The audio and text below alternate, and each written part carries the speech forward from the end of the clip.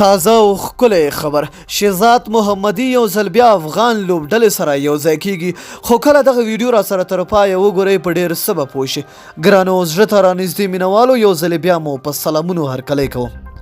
د افغانستان کرکټ ملي لوبډلې پخوانی وکټ ساتونکی پیاوړی توپ وهونکی شهزاد محمدى له یو کلن ځنډ وروسته ښایي له افغان ملي لوبډلې سره یو ځای شي نوموړي په خپل فیسبوک پاڼه لیکلي وو چې له خپلې لوبډلې سره به یو ځای شي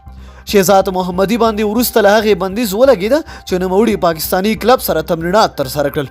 شهزاد محمدى ته د کرکټ بورډ له لوري څو ځلې وویل شول چې پاکستاني کلبونو کې د تمرینات نه ترسره کوي